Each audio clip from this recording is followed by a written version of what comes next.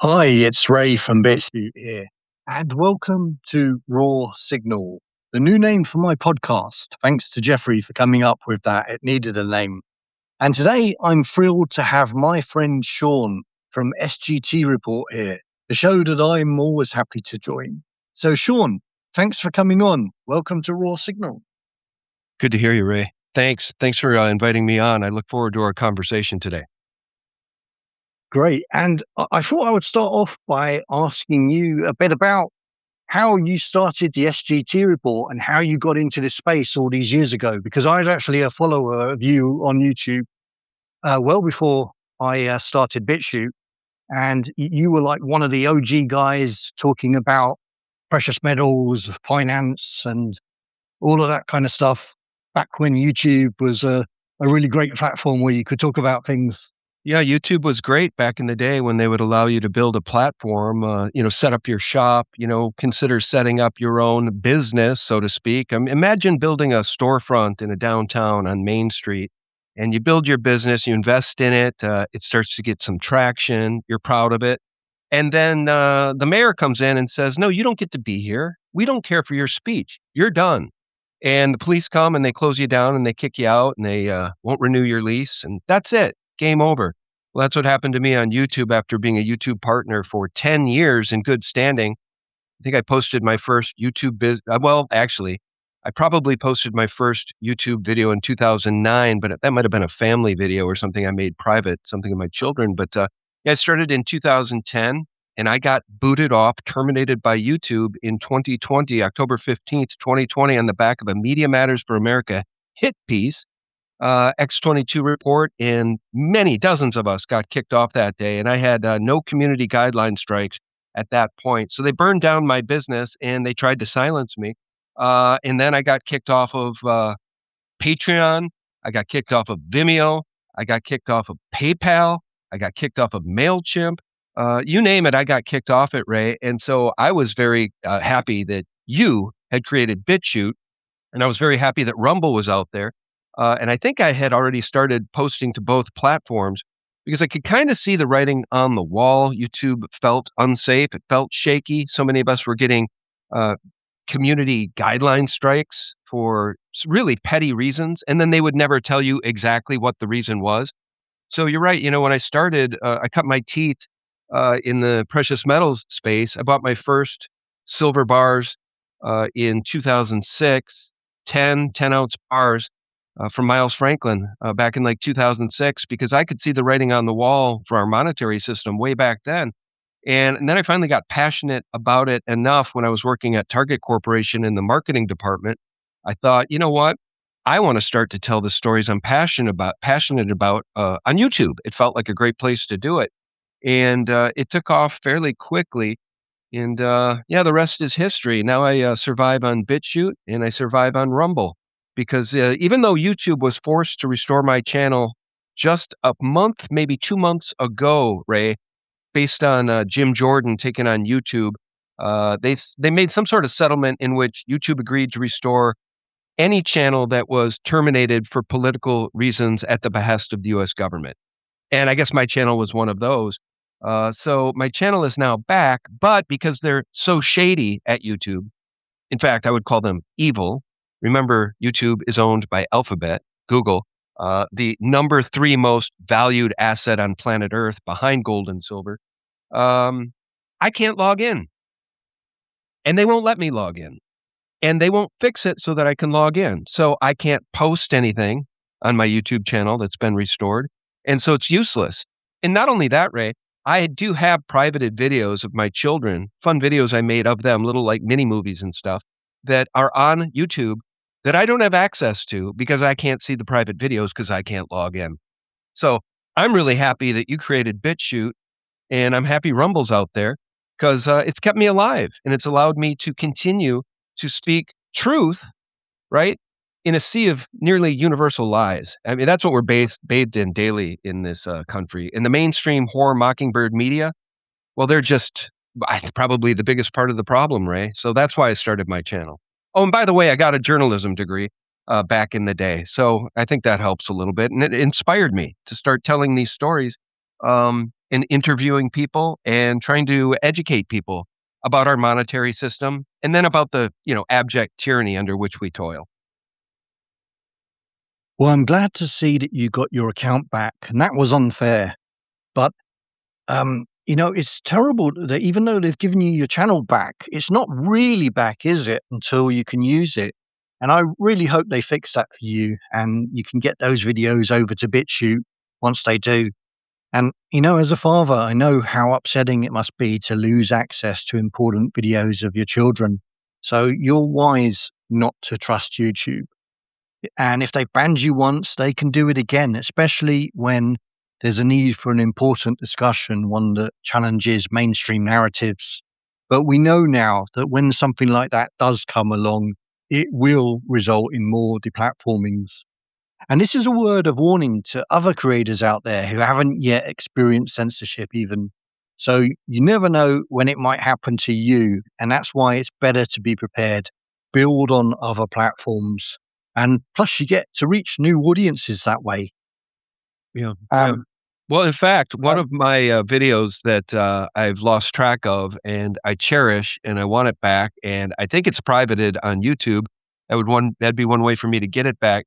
Is a little commercial I made back in the day. It probably was around 2011, in fact, maybe 2012. AppMex, which is one of the biggest bullion dealers in the country, and SD Bullion is my favorite, but and I work with those guys. They're terrific. I buy a lot of silver from SD Bullion. But AppMex held a contest back in the day. In fact, before SD Bullion existed, SD Bullion was grown out of silver doctors. And silver doctors became friends of mine, literally two doctors that started making silver videos over on YouTube.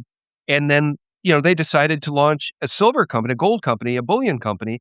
And now they are, I think, the third biggest bullion company in America. Isn't that crazy? Really terrific guys. But back in around 2012, I'm going to say, AppMax held a contest for people to make a commercial, about gold and silver and just tie AppMex into it somehow. And at that point, I had been buying some precious metal from AppMex because SD Bullion didn't exist. So I made a silver and gold video with my children when they were little. And my daughter she was still is absolutely adorable. She'd roll her R's a little bit and she would sound a little silly, but she's so smart. She's so smart. And we shot this terrific video commercial for them, and we took second place out of all of the submissions. I think we should have taken first place, but we took second place, and the award, the prize was a 10-ounce bar of physical silver. So that I'm really proud of that little commercial I shot with them because all three of them were adorable, and my daughter sort of helmed it as the lead actress, and it's just a hoot. I wish I could find it and play it for you right now.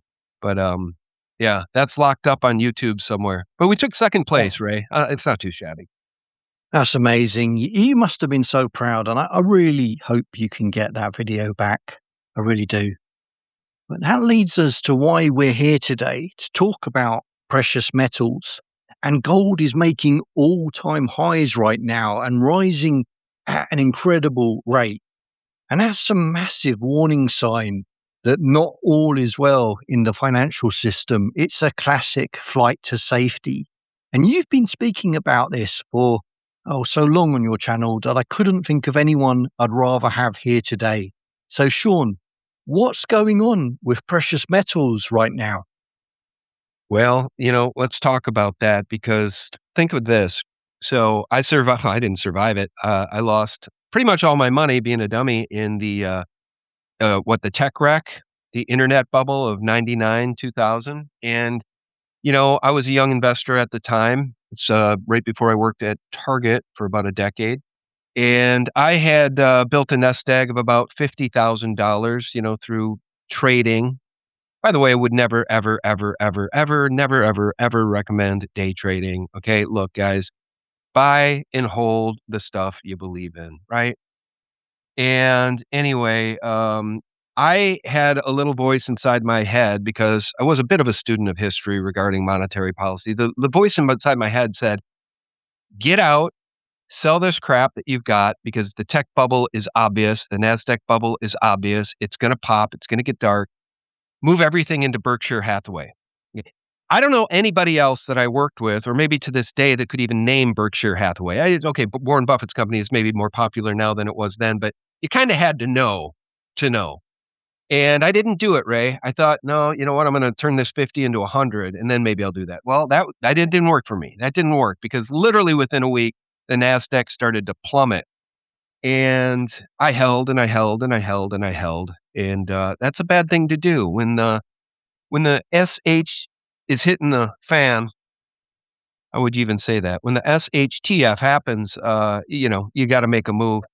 But anyway, had I done that, my 50,000 would have turned into several hundred thousand in Berkshire Hathaway, and then I would have had plenty of capital to deploy into Apple, Netflix, and all the other things I wanted to do. The point is that you have to listen to that inner voice. You have to respect history, and you have to do, I guess I would say, your due diligence on history. And right around that time, the other reason I thought about doing that, Ray, for a minute I thought about putting that money into gold, and I'll tell you why here in a second. But back in those days, I didn't even know about AppMax. And by the way, that money I'm talking about was in like a SARSAP, IRA, 401k type vehicle. So I really couldn't take it out and buy physical gold, and I wouldn't have known where to buy physical gold in 1999 anyway. But what really sparked the thought was that in 1999, the UK government sold its gold reserves, which at that point were worth about $3.5 billion. And they sold all of their gold at $275 per ounce. Do you believe I that, remember man? that.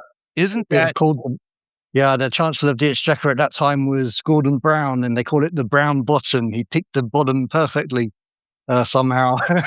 well, I'll tell you how So, that somehow I think happened. I think he was probably nudged by the same people that own this world to do so, because they knew exactly where gold was going. And because they own the money machines, okay, the Rothschilds, the Rockefellers, and the Morgans, but people whose names we don't even know. The Council of 13, the Committee of 300. I mean, the wealthy people, the multi generational banking wealth in Italy and France, around the world. These people knew what was going to happen, and so yeah, the UK sold all its gold at 275, and here we sit today at 4,758.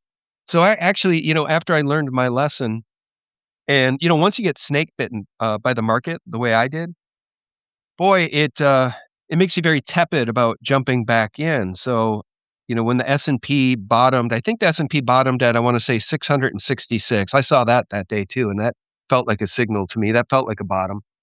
But at that point, I was really gun shy about stocks, so I started to deploy into precious metals. Um, Boy, that would have been 2006. I wasn't gun shy that long. I got spanked pretty hard, to be honest with you, in the stock market. So yeah, anyway, I started buying silver because I knew it was cheap, and I knew that the money masters were going to print us into oblivion. And so I wanted to start telling those stories to educate the public. But you know what's weird, Ray? Most people don't listen. Most people do not listen. They don't care to listen. And even when I tell people, even friends of mine, we went out to dinner with dear friends of ours a couple weeks ago, and their son had just gotten married, and I gave their son and their new daughter-in-law $200 in cash and $200 in physical silver in two separate cards. And in one of the cards, I just talked about marriage, loyalty, love, family. $200 for today's needs. And in the second card, I wrote about the monetary history and what they're doing to our money and silver being real money. And I said, use the cash for today's needs, save the silver for tomorrow. And ever since, their son has been hooked on silver. And I think it's really neat because now that gift I gave them just a couple of months ago that was worth 400 at the time is now worth well over 500, $550 because the silver is worth so much more just in this short time.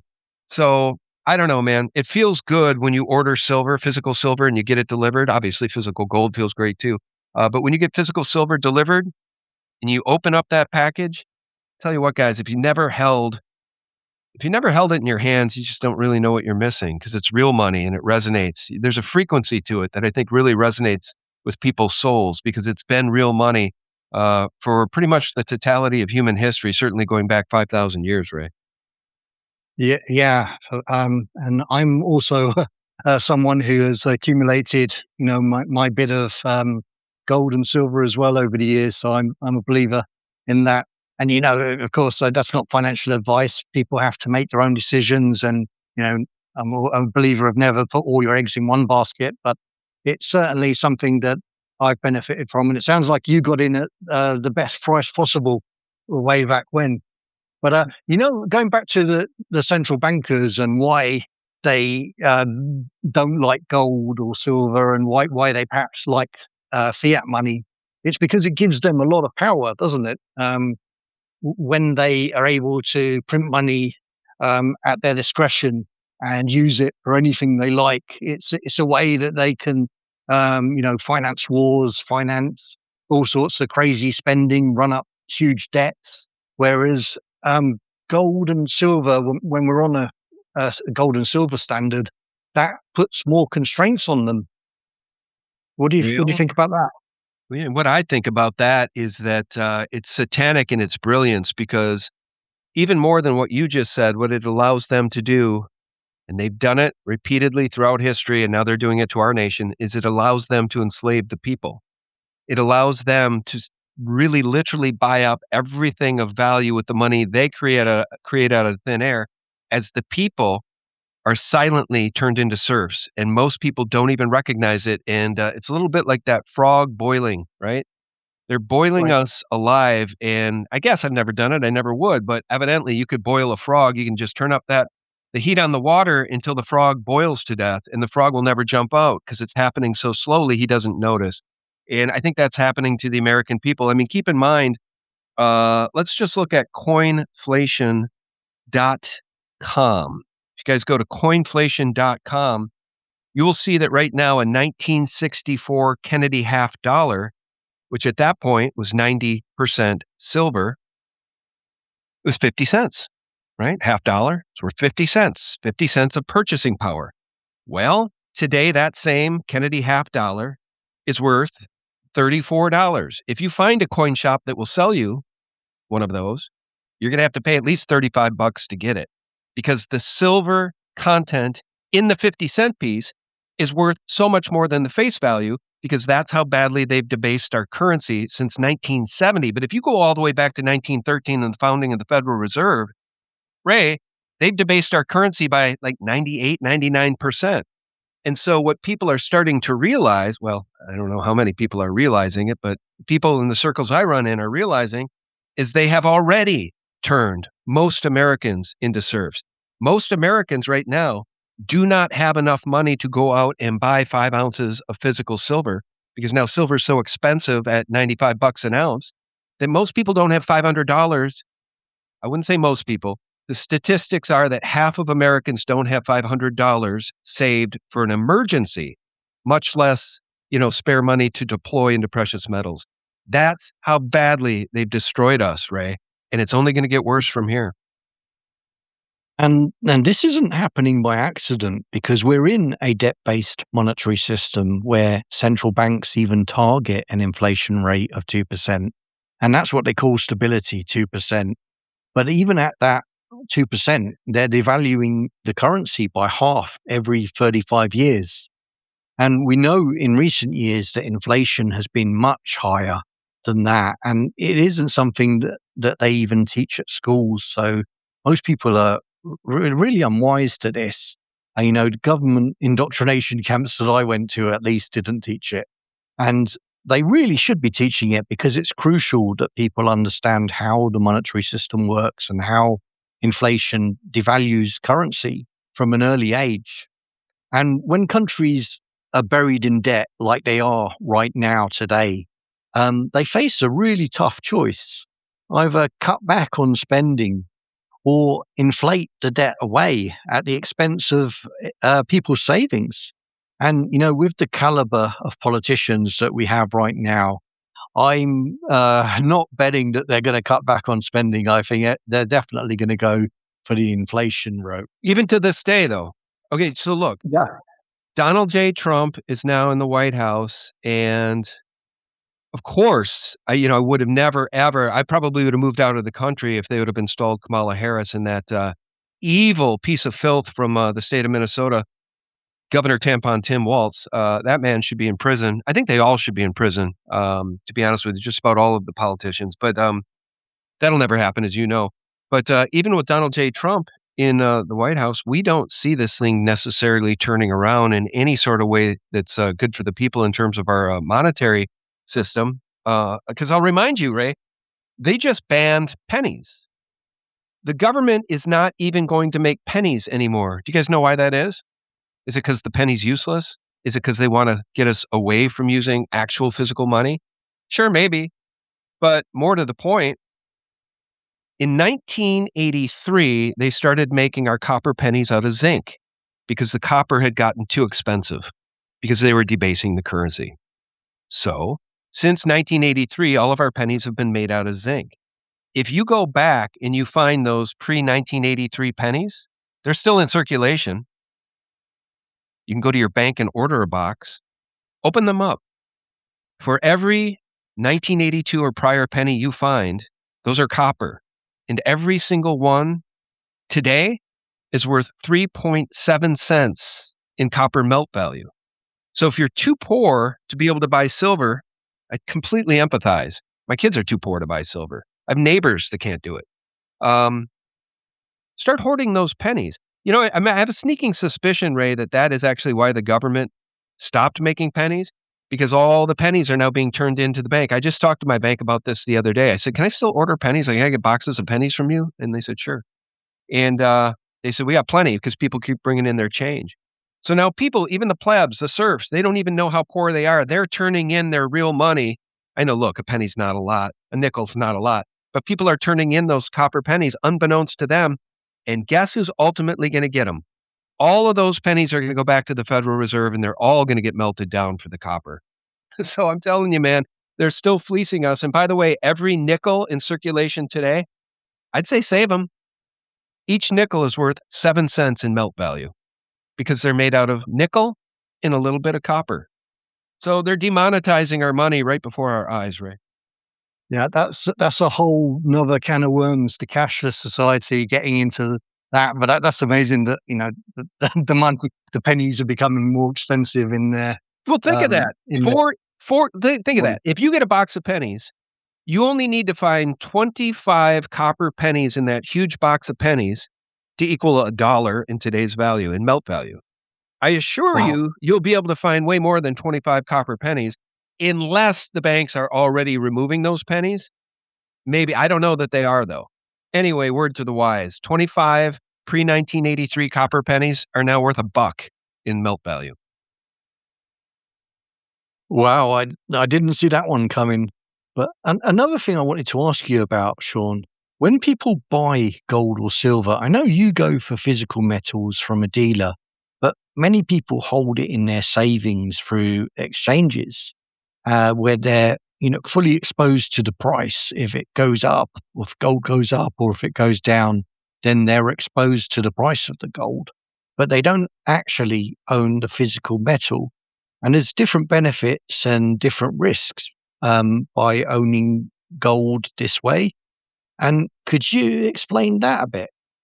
The sea change that is happening right now in real time is that the physical price of silver, if you go to sdbullion.com, it'll show you the current price of silver, which when we started this conversation today was $94.89 an ounce when we began the conversation. And if you go to SD Bullion, you're going to see those real world prices. Those prices reflect the physical silver price in the real world. And what we're seeing is a divergence in price between the Shanghai price and prices for physical silver in Japan are quite a bit higher than we're seeing on the COMEX. And so just to try to suss this out as briefly as I can, I would say when you hold the SLV ETF, yes, you have exposure to silver, but only the silver price. Okay, you're never going to hold that physical silver because the bankers, by some estimates, have issued 300 times more silver in paper derivatives than exist in the vaults. So what's happening right now at the LBMA in London and the COMEX in Chicago is deep-pocketed smart money is standing for delivery. and they are emptying the vaults. They are taking the physical silver, and that is causing an absolute explosion in the price of silver because the derivative paper markets, which have manipulated the price of silver to keep it artificially cheap for decades, that system is now breaking. It's breaking in real time. And it's something that I've expected to happen. Bix Weir, my friend at Road to Ruta, we've talked about this for years. Others, Andy Scheckman over at Miles Franklin, experts that I've known, David Morgan, the silver guru. We've talked about this stuff for years, and we always wondered when it would happen. And it's finally happening, right? So I would just let people know that when you look at your brokerage account, it doesn't matter who it's through, Charles Schwab, whoever, pick your poison, JP Morgan even, your money, those ones and zeros you're seeing on your computer, I'd say it's almost as much a leap of faith as anything I can imagine, because the old saying is when it comes to physical silver is if you don't hold it, you don't own it. And people are starting to realize that. And so at some point in the future, many of us expect the COMEX to declare force majeure. That's when they just seal the doors and say no more deliveries. Either they don't have the silver or they're not going to let any more go out. And that's when things will really get ballistic. And they've already gone ballistic. I mean, we've seen silver go, I think silver went from what, 30 last year to 94 and change today. It's happening, and I'm just surprised to see it happening so quickly. And by the way, the custodian for SLV, I believe is JP Morgan, and the custodian for GLD, the gold ETF, is Deutsche Bank. And Deutsche Bank, UBS, and Scotiabank are still hopelessly short silver. Those European banks they're saying UBS right now is on death watch. This is what the banks have done to kneecap the price of silver via derivatives. So they've kept the price artificially low for so long that nobody was interested in buying silver. They did that by design. They thought they would get away with it forever. But now that that system is crashing, the banks are still short 4.4 billion ounces of silver, physical silver, Ray. Do you know what that means? That means they would need 5.5 years of mining supply, global mining supply. They would need all of the silver that's mined out of the ground over the next 5.5 years, all of it, to cover those shorts. There's only 800 million ounces of physical silver mined globally per year on planet Earth. Sorry, Sean, my internet dropped there for a bit, but we're still good with the recording, so we can carry on. And that was fascinating what you were saying about the paper claims to physical ounces on the COMEX. And you mentioned that there's a 300 to 1 ratio. So for every ounce of physical metal, there's 300 claims to it. And under normal circumstances, that has seemed to work pretty well for the exchanges. But if more parties start to stand for delivery, it seems like that could be a real problem. And with everything unfolding right now, the ongoing war in Ukraine, the horrors in Gaza, the chaos in Venezuela, escalating trade wars and tariffs, and President Trump's threats to take Greenland, it sure feels like precious metals might have higher to climb. And Sean, could we be heading even towards some kind of financial system shock event? Not just the COMEX, but the LBMA. By some estimates, there's 300 paper claims for every ounce of silver. So what I'm saying regarding SLV and GLD ETFs is that people think they hold precious metals because they see those numbers on their brokerage statement or on their computer screen because they've invested in GLD or SLV. They don't. They have exposure to the silver and gold price. But if a force majeure is declared, if the LBMA shuts its doors, if the COMEX shuts its doors and declares a force majeure, you could see your numbers settled at, say, yesterday's silver price, even though then silver could jump many, many, many times higher in the real world, the physical world. I just want to caution people to that end. That's all I wanted to say about that. And I want to note, too, that the banks are still short. The European banks are said to be short 4.4 billion ounces of physical silver because they thought they could keep this charade up forever by kneecapping the price of silver. Well, they can't. Okay, the party's over. And to cover 4.4 billion ounces of their shorts, just so people understand, there's only 800 million ounces of physical silver mined globally in a year. The banks, to cover those shorts, would need 5.5 years of all of the global mining supply of silver to cover those shorts. That's how bad it is, folks. So when you see things like, for instance, let me open, I had this, hold on. Here it is. When you see charts over on X saying gold is the most valued asset on planet Earth, it's worth 32.46 trillion. And then number 3 is Nvidia at a market cap of 4.53 trillion. They say number 2 is silver at a market cap of 5.28 trillion. I just want people to understand $95 silver is not reflected. Okay, what I'm trying to say is when they say the value of the silver market is 5.28 trillion, that includes all of the derivatives I'm talking about. That includes all the paper. That includes all of the malfeasance. Probably not all of it, but it includes paper silver, because if you think about $100 ounce of silver and only 800, call it a billion ounces mined per year, that's an $80 billion market. So what I'm saying is we're already going through a monetary event. We're already going through a collapse. And as China and other nation states divest away from U.S. treasuries, and now China specifically wants to hoard silver and gold, and China's no longer going to export any physical silver, we're already living through the monetary event you described. We're in the early stages of it. That's what's happening right now, Ray. That's, I think, to a big extent, that's a big reason why he went into Venezuela, is for the oil, is for the rare earth elements, is for, they're said to hold Bitcoin. It's for the silver, it's for the gold, it's for, I guess you might say, protection of U.S. hegemony by trying to shore up the resources within this hemisphere and kick China out. So what you're describing, a monetary war, it's already happening, Ray. That's really interesting. So you see all of that as a way to re-stabilize the dollar? No, I don't. I actually don't. No, I don't think don't? it's going to. And I think the dollar has already been destabilized. And I think I think we are in a late stage empire event. I think that this is Right. late stage empire. Ray, we have $38.7 trillion in stated debt, well over $200 trillion in unstated debt, unfunded liabilities like Medicare, Medicaid, etc., Social Security. Okay. We are in a late stage empire. I'm sorry. We are. I don't know how you can save the dollar when all this government does is continue to print dollars. And now, to shore up the dollar, what do we have left? The Pentagon? The military? Flexing its arm? Seizing oil tankers with Russian flags in the open seas? Dude, it's getting pretty dark pretty quickly. I have to tell folks, it's getting pretty dark pretty fast. And I got to tell you, it scares the crap out of me because I don't wish it. I don't want hyperinflation to hit the shores of the United States because people are already hurting. People are hurting, Ray. I don't know what you see where you live, but people are hurting. I see it on the neighborhood app all the time. People are like, I really am begging for people to come support my business. I'm drowning here. I'm on my last leg. People are really, really hurting, Ray.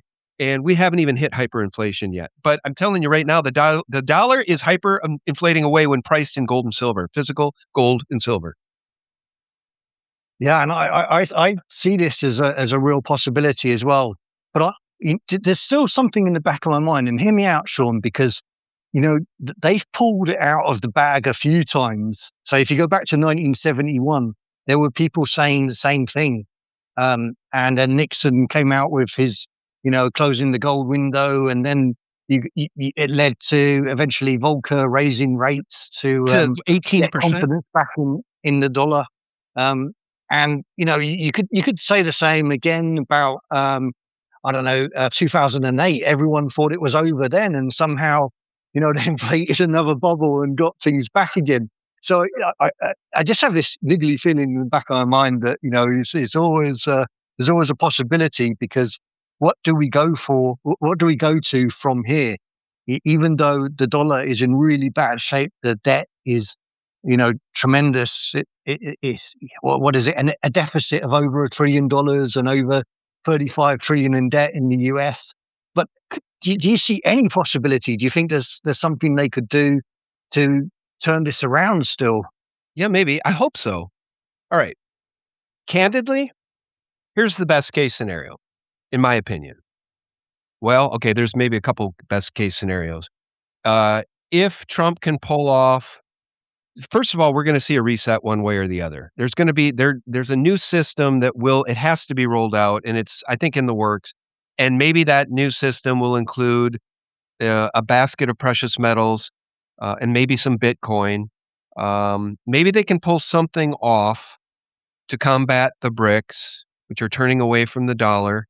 China has already developed a system of settlement so that it can trade between nations without going through the SWIFT system, so they can bypass the New York banks. So that's already happened. I guess here's my prediction. Not knowing what the new system will be, let's pretend that this system could go on for another 10 years. And if we don't hit hyperinflation, now keep in mind what you said about Volcker back in, what did that would have been the In the 70s, 80s, right? yeah. 80s, I think, was it? But, that would have been under Reagan, so 80s, 70s, 80s. The 80s. No, okay, you're right, I think. All right, anyway, he had to raise interest rates to like 16, 18% to stem the tide of inflation.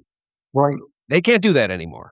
They're going to lower rates. I mean, they can't. Obviously, they can't. What are they going to do? We can't. We can't afford the interest on the national debt, which exceeds $1 trillion a year already. So those days of raising rates to bring things back into some semblance of structure that prevents hyperinflation, those days are over. But let's say they could keep this stitched together for another 10 years. I can guarantee the audience listening that when priced in precious metals, your purchasing power over the next 10 years will decline. So even if they can save the system and we don't hit hyperinflation, meaning you can still go to your local store and buy eggs and milk and bread for a price that makes some sense. I hope for that. But your dollar's purchasing power when priced in precious metals will continue to decline. I think that's best case scenario.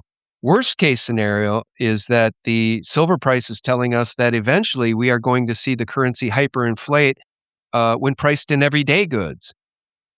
And I pray to God that doesn't happen, Ray, because then you're going to see chaos in the streets.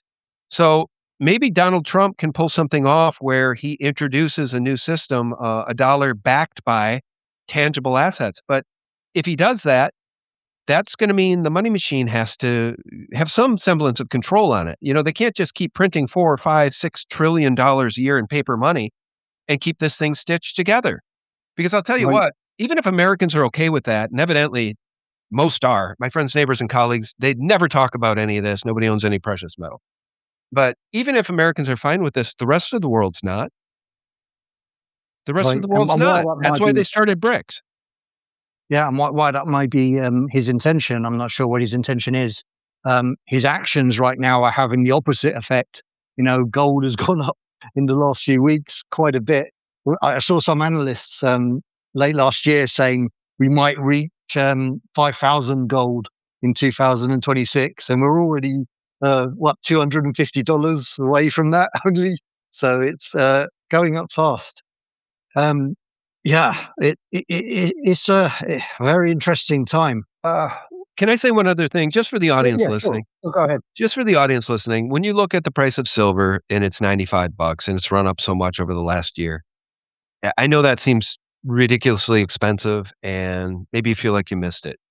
What I would say to listeners is that if you think that anything I've said here makes any sense at all and that they will continue to debase the purchasing power of the dollars in your pocket, okay, what the dollars will buy today in your pocket is silver at $95 an ounce.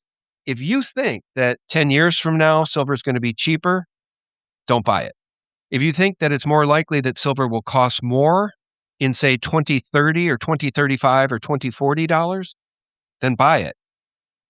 So I just want people to understand that they pull silver out of the ground when they mine any metal at all, even when they mine copper. A lot of the silver they find is a byproduct of other mining of copper, zinc, nickel, etc.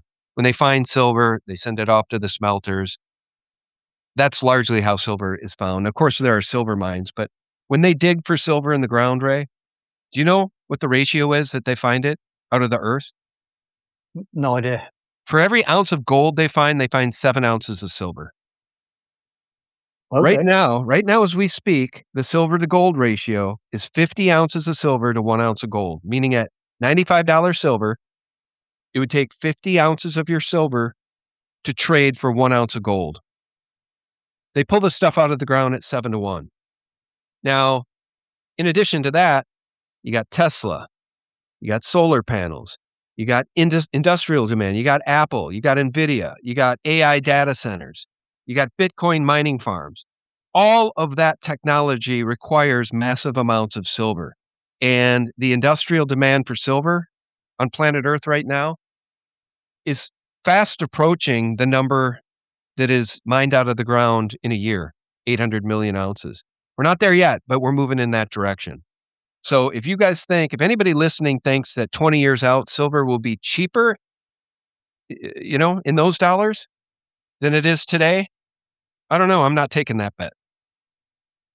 And if I remember correctly, that historically, the ratio between gold and silver is 15 to 1. Is that right? That normally trades around that, or it has historically traded around that level, which is still much lower than it is today. It's bopped around throughout human history. 15 to 1 is a good number. I would say that 15, here's what I would say. Now, we'll keep in mind 15 to 1 being sort of a historical silver to gold standard. I think it went as low as 7 to 1, maybe 9 to 1 during some stages in the Roman Empire. But let's say 15 to 1. Okay, but that would be an historical ratio prior to everything I just described, prior to iPhones, prior to AI data centers, prior to Teslas and solar panels that are now, they require silver to build those things. So 15 to 1 for me, I probably won't be selling very much silver for gold at 15 to 1, to be candid. For me, it's got to get down to at least 10 to 1. Or you want to say apples to apples is 7 to 1. That's how they mine it out of the ground. But my friend Big Swear, he makes a pretty good argument for 1 to 1 because silver is so highly regarded and needed. It's a strategic asset, not only for industry, but for governments. And now, really for national security, because Donald J. Trump just declared silver to be a strategic national asset because we need it. The military needs it. Every missile they launch has silver in it. Wow. So I could make the argument. I can make the argument, Ray, that silver should be the silver to gold ratio should be closer to 2 to 1, maybe. Really? Than 15 to 1. For sure, 7 to 1. I can make the argument all day long for 7 to 1. Maybe you're right. One thing I would say is, that I live in Asia and I've got an Asian wife, and Asians absolutely love gold, whereas I know Westerners really like silver. But something about living in Thailand, I can go to any high street and there will be, no joke, 2 gold shops, maybe 3. I can go to any mall and walk in and there'll be a gold shop or several. It's ridiculous the amount of gold shops that are here. And you know what, Sean? You can walk in with like a gold piece of jewelry or a gold bar or a gold ornament that they sell them in, and you can exchange that at a spot price, which is the difference in the price between buying and selling for what they sell it in. They sell it in baht here in Thailand, which is about half an ounce, and you can exchange that with about a $10 difference between buying and selling.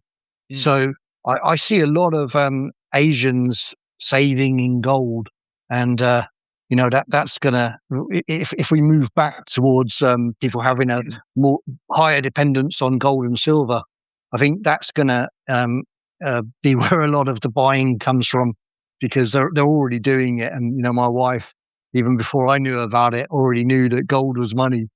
So that's another factor. But what you said is absolutely true. And computer parts, silver is one of the, I think, either one of the most conductive or maybe the most conductive metal that exists. So it's great for all these uses in electronics. And that's something that it's absolutely essential. But You Yeah. make a good point about the cultural differences between, say, Thailand and the United States. My contributor and friend Matt lives in Thailand. He hails from the UK, but he lives in Thailand now. And Matt has taken many pictures and sent me of these shops you described. So many jewelry shops. You know, some of the best silver jewelry in the world is made in Thailand. Beautiful, beautiful bracelets and necklaces. Real artisans. I really very much want to go there. It'd be great to meet up with you and my friend Matt in Thailand and see some of these shops.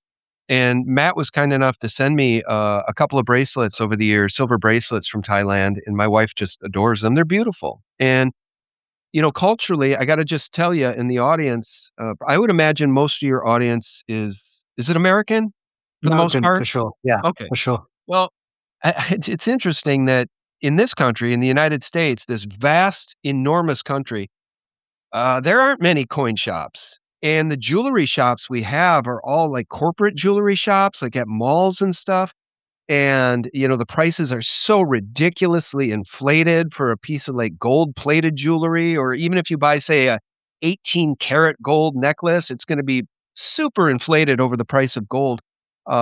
It's just, it's not culturally speaking, precious metals and the value of precious metals have been deliberately engineered out of the minds of the people in this country because we don't have what you just described here. It doesn't exist. And frankly, when I saw silver reapproaching its 1980 high of 50 earlier, just a few months ago, late 2025, there are two coin shops near me. One's 35, 40 miles away. The other one's 5 miles away. Those are the only two coin shops I know about that are fairly near to me. And I'd go and I'd clean them out of their silver eagles and their Canadian maples and whatever they had for $3, $4 over spot. And nobody was in those shops doing what I was doing, Ray. So not only do we not have the shops you're talking about, even the ones we have Yeah. don't have many customers doing what I was doing. Because look, the value of gold and silver in physical form is so. I know people in America know that it's valuable, but they don't own it, and because they don't own it, they don't think about it. It's literally been engineered out of our DNA in this country to the extent that people might know it's valuable, but they don't think they need it because they have the almighty dollar. It just, you know, for, you know, the system's been great for as long as they've been in this fishbowl.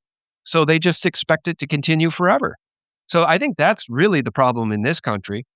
Um, it's going to hurt. It's going to really, really hurt. And I don't, this late stage empire thing where I think hyperinflation might be around the corner, it's going to be absolutely horrifying. Because culturally speaking, the people in this country are unprepared, completely unprepared, right? Yes, Sean, I agree. It's only January, and there's already been so many major events, and a spike in precious metals can be a warning sign that there's tough times ahead. But it also gives us an early signal and a rare opportunity to prepare and protect what we've built, and even position ourselves to come out stronger on the other side. We'll definitely cross our fingers, but things are changing really, really quickly. And just most people are still just sound asleep. I don't know. Maybe I should move to Thailand. Yeah. Yeah, you'd always be welcome here. That's I bet Well, and the you'd people like are it. lovely, right? Aren't the people just lovely there? Yeah. Yeah. Yeah, it's a really great place. Well, let me tell you what's scary about what we're going through in this country. First of all, we don't have those shops. Second of all, the people don't have any silver and gold. They don't cherish it like they do in Thailand and India. And the Chinese government is literally telling their citizens to buy physical silver. That's not happening in this country. And what is happening in this country is that Walmart and some of these bigger grocery stores, too. Walmart has groceries, but the grocery stores, they're changing their pricing to digital pricing. So whereas there used to be a little plastic, you know, price that probably would sit there for a week or two, the same price for whatever it is that you want to buy, they've changed those pricing, what would you say, pricing displays to digital displays. So they Wow. can update the price. They can update the price by the minute if they need to. So that's what I'm Wow. talking about. Hyperinflation. When a currency starts to hyperinflate, it gets really scary because the prices are no longer even stable at the grocery store. So that's the part that I don't want to see happen, Ray. That's when chaos begins. Chaos will begin in this country when people can't feed their families.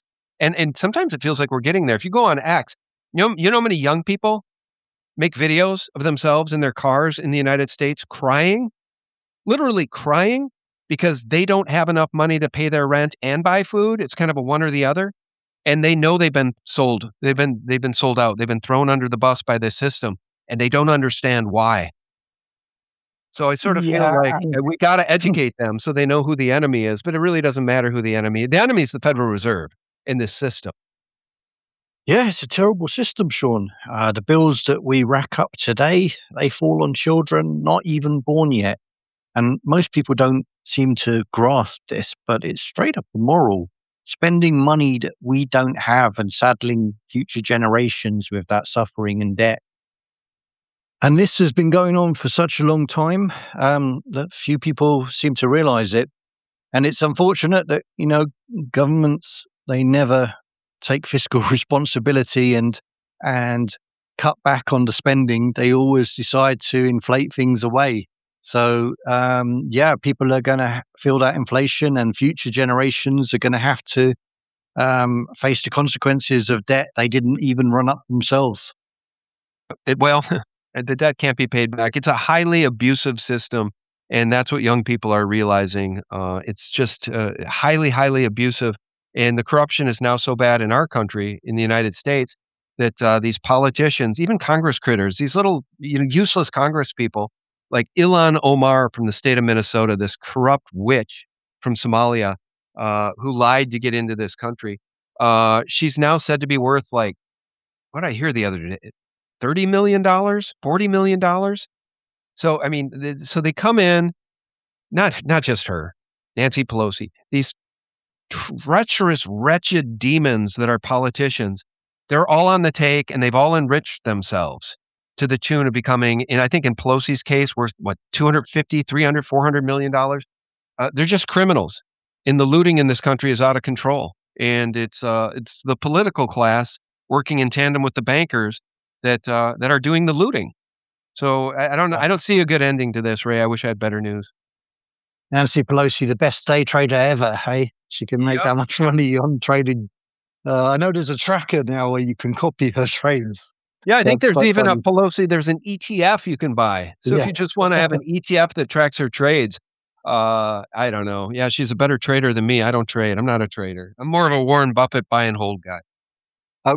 So, sure, that is fantastic talking to you again. It's always great to speak to you, and I hope I can get you back sometime soon. But what's coming up on SGT Report? What should people look out for in the coming weeks? Well, good question, Ray. Let's just take a look. I don't know, man. I tell you what I try to focus on every single day. By the way, I do have some big breaking news tomorrow with my friend Matt Hazen and Jesse Beltran. So hopefully we'll get that out in the next couple of days. But I always, every single day, I focus on the things we just discussed, at least to some extent. I always try to give people an update on the monetary system and where things are headed. But yeah, we do the best we can, Ray, to get the real news out 24/7 because we know the Mockingbird mainstream media lies to the American people because the bankers own them too. Or the CIA. Well, but you see, the bankers own the intelligence agencies and they own most of the corporate media. And my job is to try to combat those lies and get the word out to the people so that those with eyes to see and ears to hear can protect themselves. So to that end, we'll keep it up the best we can, Ray. And I appreciate you having BitChute so that I can get the word out there. Sean, alternative media has played such an important role in keeping power in check, especially when the legacy media is too busy peddling government propaganda, cheerleading wars and ignoring many of the real issues. So thank you for everything you do. I can't wait to catch more of your shows. And thanks everyone for watching. Bye for now.